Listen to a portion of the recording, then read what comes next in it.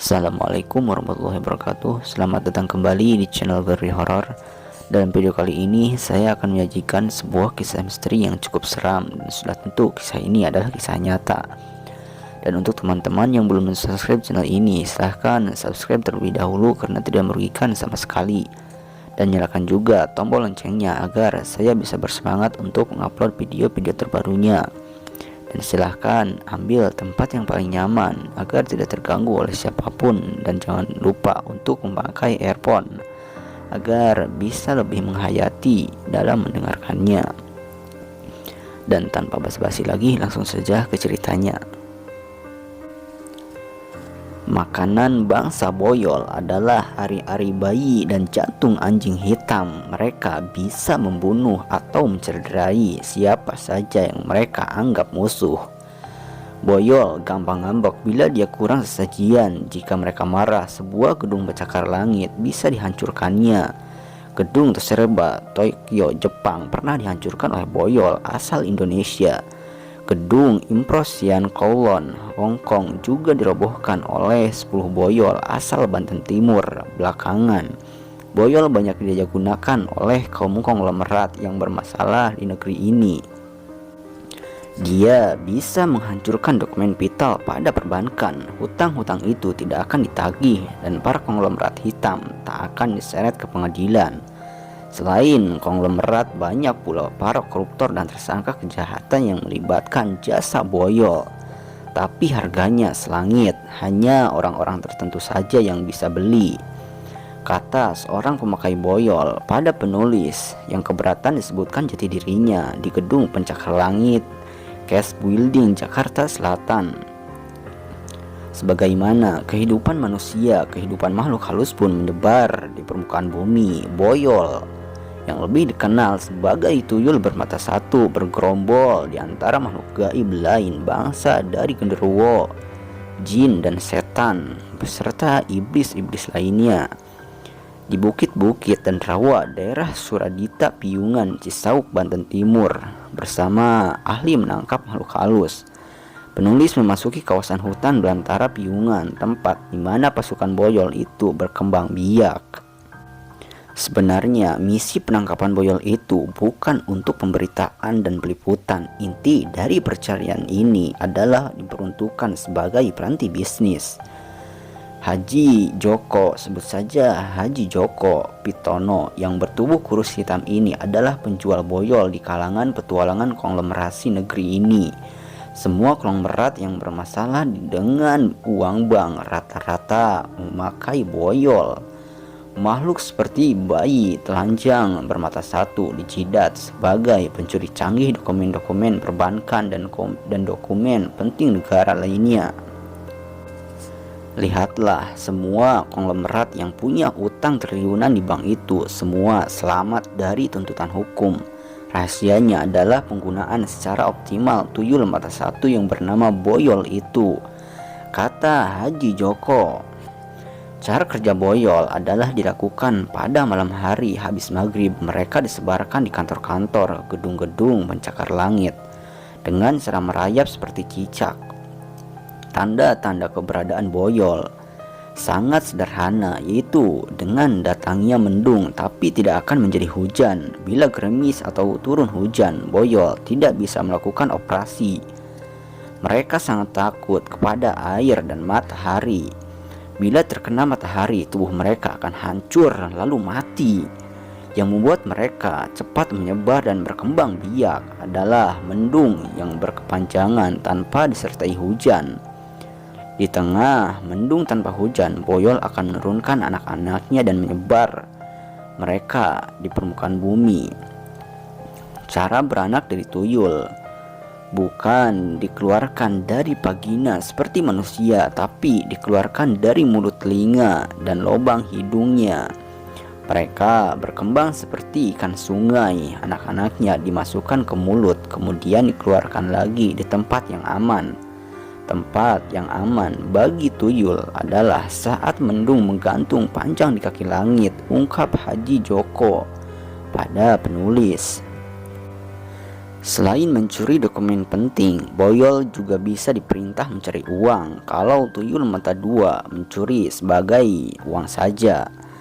Sedangkan Boyol bisa mengambil semuanya. Mereka mampu menguras uang dalam seperti box dalam waktu 1 menit. Mereka sangat sadis, rakus, dan sangat serakah. Tambah Haji Joko. Karena kepintaran dan kecerdasannya, maka Boyol banyak dibeli dan didayagunakan oleh konglomerat hitam negeri ini untuk menghilangkan dokumen-dokumen perbankan, kejaksaan, dan peradilan. Maka berdomisili di daerah Menteng, Jakarta Pusat dengan harga 1 miliar berikut sebuah mobil Volvo. Mobil berwarna hitam pekat itulah yang kami pakai untuk ritual menangkap Boyol di Piungan, Cisauk, Banten Timur beberapa waktu lalu. Dan dengan mobil mewah buatan Swedia tahun 2003 itu pula Boyol yang berhasil kami tangkap dibawa ke Merak. Di pelabuhan kapal penyeberangan Jawa Sumatera itu terjadi transaksi gaib penjualan Boyol mata satu dengan nilai sekitar 300 juta. Uang diberikan dalam bentuk cek tunai oleh pembeli asal Medan yang hari itu menyeberang dengan mobil Land Cruiser warna perak produksi sekitar tahun 2002. Orang yang beli Boyol di kapal itu adalah konglomerat Medan. Dia Cina keturunan bangsai api, kata Haji Joko. Kembali pada ritual penangkapan tuyul di Piungan, Cisauk, ada baiknya bila kita mulai dengan sesaji yang dilakukan sebelum maghrib. Pukul 5:30 sore di sebuah danau seluas 60 hektar, kami memasang tikar plastik di atas gundukan tanah merah yang berbatu di pinggir danau. Pandangan kami menuju ke arah bukit Balkatak di bawah matahari terbenam di sebelah barat. Pada saat matahari menukik di balik bukit, sesaji kami buka dari tutupnya sekalian menyalakan kemenyan dan gaharu Turki yang ada di dalam nampan. Pas matahari terbenam dan azan maghrib berkumandang, kami pun minum air putih dan beberapa pisang mas sebagai persyaratan. Sementara api kemenyan menyala, kami ambil air wudhu lalu melakukan sholat maghrib di tikar yang tersedia. Entah dari mana datangnya, pada saat kami melakukan sholat terdengar suara gemuruh sekawanan burung kuntul hitam di atas kepala. Burung itu terasa berputar terus-menerus mengelilingi kami yang sedang sholat. Tapi Haji Joko telah memerintahkan untuk tidak boleh melihat ke arah suara itu. Pokoknya pusatkan perhatian kepada kiblat dan menghadap Allah. Minta keberkahan, bantuan, dan pertolongan dalam ritual ini. Sekali melihat ke arah suara, ritual ini akan gagal total. Demikian wanti-wanti yang disampaikan Haji Joko pada penulis sebelum sampai ke danau itu. Usai sholat, jam menunjukkan di angka 18.34. Entah apa maksudnya, Haji Joko mengambil beberapa batu lalu melemparkannya ke danau. Setelah itu dia bersiul seperti menyuli burung piaraan. Karena tidak ada tanda-tanda apapun di air, Haji Joko meregangkan tangannya ke atas dengan menengadakan kepalanya 45 derajat. Burung-burung kuntul hitam berjumlah ratusan ekor pun akhirnya turun ke danau. Mereka berenang berjejer membentuk sepanjang kurang lebih 200 meter. Burung-burung misterius itu seperti patuh betul pada perintah Haji Joko. Mereka mengikuti arah tangan yang dikembangkan Haji Joko, bagaikan pasukan tentara mengikuti perintah komandannya. Setelah berjejer panjang dan rapi, barulah tangan Haji Joko diturunkan. Supardi bersiul kencang hingga terasa memekakan telinga penulis. Saat siulan usai, tiba-tiba langit mendung disertai kilat merah dan arah matahari tenggelam. Dalam pandangan yang samar-samar, penulis melihat sosok anak kecil telanjang dengan satu mata di jidatnya dan mendekati kami. Jantung penulis berdetak kencang dan bulu roma pun merinding total. Makhluk ajaib itu berjalan di punggung burung-burung yang membentuk barisan. Burung-burung itu berfungsi sebagai jembatan bagi bocah gaib itu agar selamat dari sentuhan air. Bila tersentuh air, dia akan susut dan raib lalu mati untuk selamanya. Burung-burung kuntul itu, kata Haji Supardi atau disebut Haji Joko, bukanlah burung biasa, tapi burung gaib yang menjadi penghuni tetap danau piungan ini. Kerabat terdekat komunitas Boyol di situ. Bedanya, burung di permukaan air, sementara Boyol di atas bukit dan berada di lorong-lorong perut gundukan tanah dan berbatuan piungan. Mereka tidak bersaudara, tapi bertetangga baik, dan mereka dapat saling menolong dan saling menghidupi, kata Haji Joko. Begitu makhluk itu berada di tangan Supardi, pakar pertuyulan, langsung memegang lehernya dan memasukkannya ke dalam galon berbungkus kain hitam. Setelah menutup rapat galon itu, kami berbenah meletakkan galon itu di bagasi mobil Polpo. Malam itu juga berangkat ke Merak dan melakukan transaksi di pelabuhan penyeberangan Bakahuni. Selama perjalanan di tol Tomang Merak, makhluk itu diam saja di dalam galon, tapi begitu sampai di pelabuhan Merak, galon tertutup kain hitam itu terpontang-panting. Setelah diusap sambil dijampi-jampi oleh Haji Joko, barulah galon itu tenang dan berhasil dipindahkan dari mobil Polpo. Dipindahkan ke mobil Jeep Toyota dan dibongkar. Kelihatan sobek dan kulit yang tadinya tertutup jadi menganga.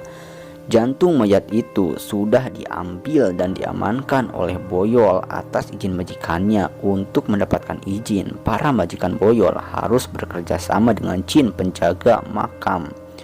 Sebab bila Boyol marah, dia bisa menghancurkan gedung pencakar langit dan menenggelamkan kapal induk.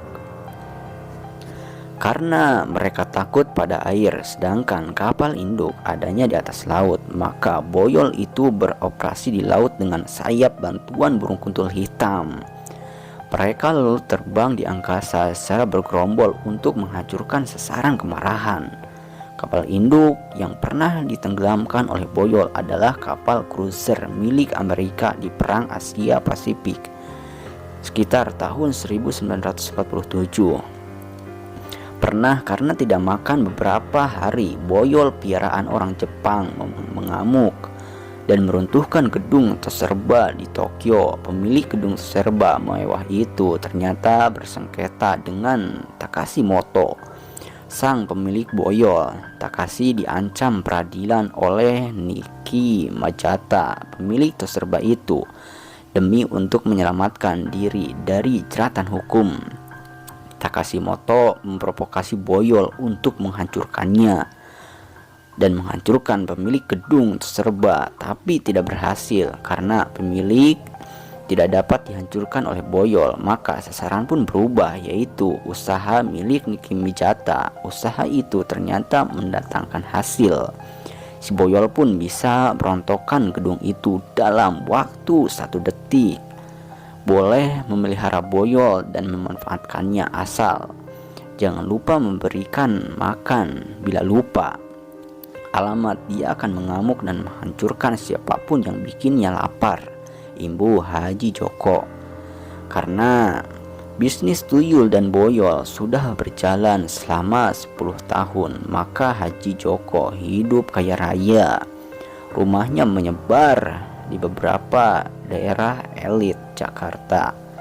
Rumah-rumah itu dikontrakan oleh Haji Joko kepada orang asing.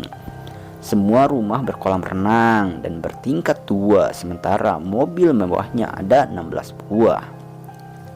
Mulai dari merek Mercy, BMW, dan Volvo, mobil-mobil itu direntalkan dan menghasilkan banyak uang. Tapi sebagian besar uang penghasilan menjual Boyol saya sumbangkan untuk orang jompo, anak yatim, dan piatu, pesantren dan tempat ibadah, desis Haji Joko yang menceritakan bahwa dia punya rumah mewah dan juga di Manly, Sydney, Australia, dan Beverly Hills, Amerika Serikat. Rumahnya di Sound Square, Beverly Hills, bertetangga depan-depanan rumah pribadi aktor ganteng Amerika Johnny Depp. Kekayaan yang dimiliki semua berhasil didapatkan dari bisnis aneh Haji Joko sebagai agen tuyul dan boyol yang profesional. Kurang lebih ceritanya seperti itu. Mohon maaf apabila ada perkataan yang kurang enak didengar oleh telinga, dan saya minta kepada teman-teman untuk doa dan dukungannya agar channel ini bisa makin maju dan berkembang. Dan silahkan untuk teman-teman yang mempunyai cerita atau pengalaman pribadi, baik itu horor, mistis atau misteri, bisa dikirim ke channel ini dan lewat email yang saya cantumkan di deskripsi. Sekian dari saya. Wassalamualaikum warahmatullahi wabarakatuh.